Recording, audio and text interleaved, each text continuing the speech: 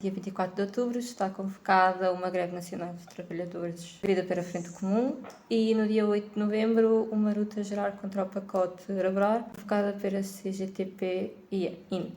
O que é que greve estas convocações?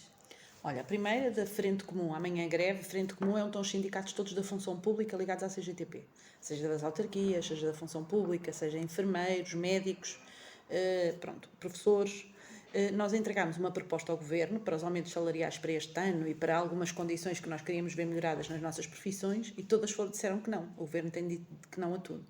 Nomeadamente, um aumento de 150 euros para todos os trabalhadores, o aumento do salário mínimo da função pública para 1.050 euros, o nosso sistema de avaliação, terminar com o nosso sistema de avaliação e criar um sistema de avaliação mais justo, sem cotas e que seja percebido por todos os trabalhadores, o aumento do subsídio de refeição, assim uma série de coisas que nós apresentámos ao Governo, os sindicatos da Frente Comum. Foi dito que não e, portanto, nós vamos fazer greve amanhã para ver se ainda conseguimos pressionar o Governo face a melhorar as nossas condições de vida.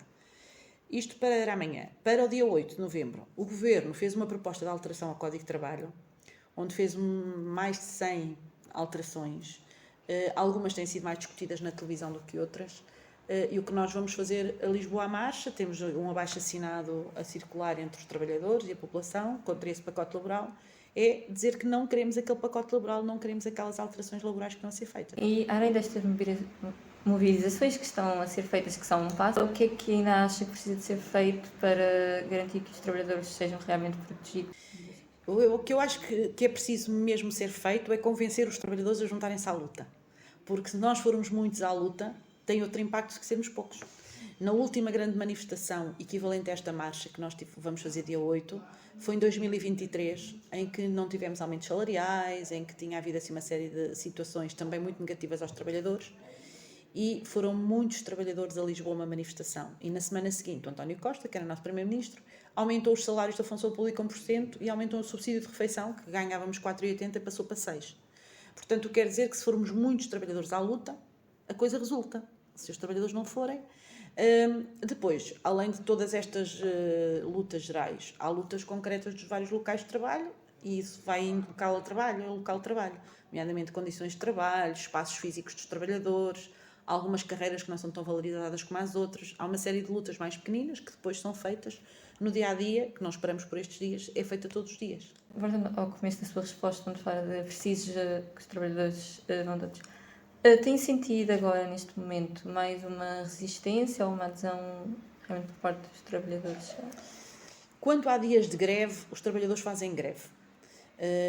Quando há manifestações, são cada vez menos os trabalhadores a participar nas manifestações. Nós achamos que eles não são contra as manifestações.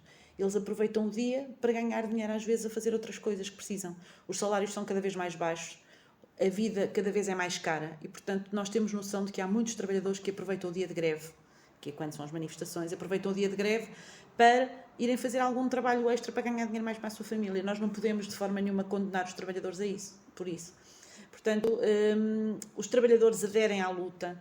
Nós temos um abaixo-assinado contra o pacote laboral, dizer que numa semana nós já recolhemos milhares de assinaturas, o que quer dizer que as pessoas estão mesmo contra este pacote laboral. Os trabalhadores têm consciência do que aí vem, só que também têm uma vida e têm uma família para sustentar e às vezes isto torna-se difícil. Agora, focando mais na parte realmente do pacote laboral em si, se este pacote avança, o que é que acha que pode mudar para os trabalhadores nos próximos anos? O que é que pode mudar? Em primeiro lugar, vai aumentar com toda a certeza a carga de horária semanal de trabalho. Os trabalhadores do setor privado trabalham 40 horas por semana, os trabalhadores do público 35, e eles preparam-se. Houve até uma proposta de um dos negociadores da parte da agricultura dizer que bom era os trabalhadores trabalharem 60 horas por semana. Isto, de facto, torna-se incomportável. Ou seja, aumentar a carga horária e manter os salários. É impossível. Depois, outra coisa tem a ver com a desregularização de horários. Ou seja, os trabalhadores têm um horário e deixam de ter um horário fixo de trabalho. Passam a trabalhar à hora que der mais jeito ao patrão. Vou dar aqui um exemplo. Uma empresa que, por exemplo, produz determinados produtos que são mais vendidos no verão.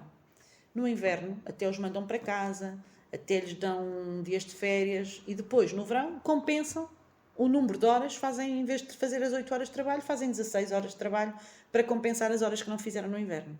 Isto não é forma de estar, as pessoas também têm a sua vida e, portanto, não pode haver uma adaptação de horário mediante os interesses ou não dos locais de trabalho. Os locais de trabalho querem ter um horário grande de trabalho, contratam mais trabalhadores e fazem trabalho por turnos e pagam aos trabalhadores o horário de turnos e conseguem pôr as empresas a trabalhar.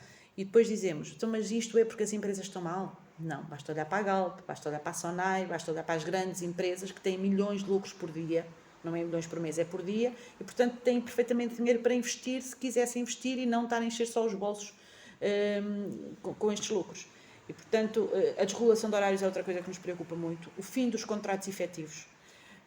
Diz o governo que isto de ter um contrato para a vida é uma coisa de antigamente, que agora devemos ter contratos precários, que é para as pessoas se motivarem mais a trabalhar. Ora, se eu tiver um contrato precário, eu não posso pensar em ter uma vida, não posso pensar em comprar uma casa, ter uma família, porque não sei como é que vai ser o meu dia de amanhã, não sei que salário vou ter.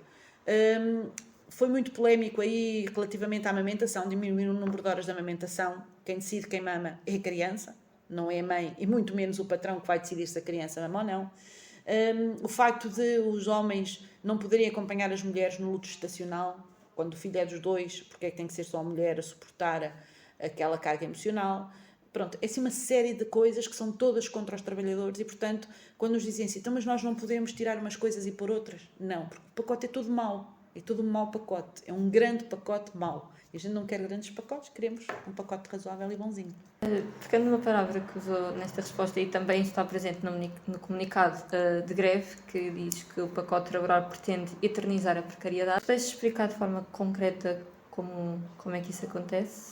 Pronto, hoje um jovem que começa a trabalhar tem ali um contrato precário. Quando nós dizemos precário é pequenino, é um contrato com pouco tempo de duração e tem um termo, por exemplo, 3 anos, tem um contrato precário e o que nos diz o Código de Trabalho é que ao fim de 3 contratos precários o trabalhador efetiva. Pronto, dou um exemplo, eu trabalho na Câmara Municipal, tive 3 contratos de meio ano e ao fim de ano e meio efetivei na Câmara e tenho um emprego, se não acontecer nada, até me reformar.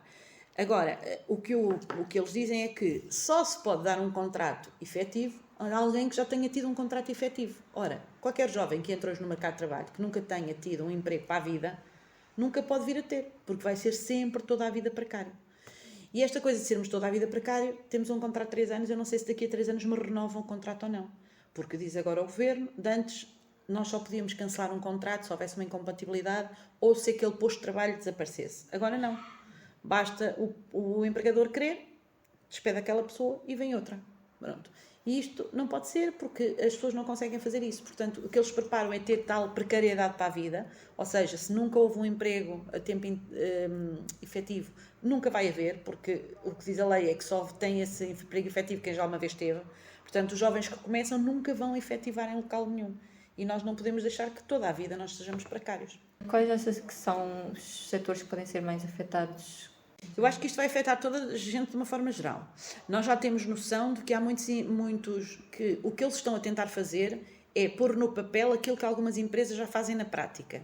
Nós sabemos, nas grandes superfícies comerciais, a maior parte dos trabalhadores são precários, têm contratos de 1 ano, se tanto, às vezes nem 1 ano chegam a lá estar, e trocam de funcionários como quem troca de camisa, não é?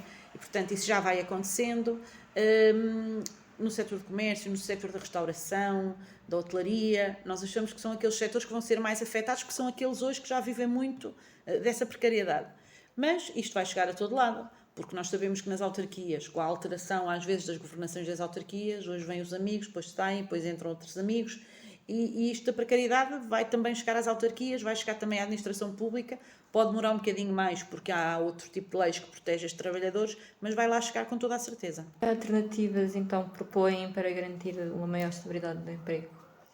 O que nós propomos é que para cada posto de trabalho haja um contrato efetivo de trabalho, ou seja, se este trabalhador é necessário, então que lhe seja feito um contrato efetivo de trabalho. Esta é a primeira questão que a CGTP já defende há muitos anos.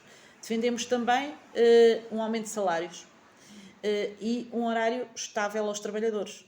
Um horário estável que lhes permita o quê? Que lhes permita, além do trabalho, conciliar com a sua vida familiar. A pessoa não é só trabalhadora, é pai, é mãe, é filho, é amigo e, portanto, também tem que ter tempo para a vida para todas estas coisas. E, portanto, nós defendemos que, além que nós só conseguimos ter uma vida estável se tivermos um emprego estável e um salário em condições. Para terminar, e na sua opinião, acha que é possível uma negociação construtiva entre o governo e os sindicatos, ou que a situação que se tem visto atualmente, falou há bocado dos nãos consecutivos do governo, representa um impasse que pode levar a um agravamento do conflito? O que nós temos visto ultimamente não é negociação entre o governo e os sindicatos. Não tem havido. Já há muitos anos para cá que não há.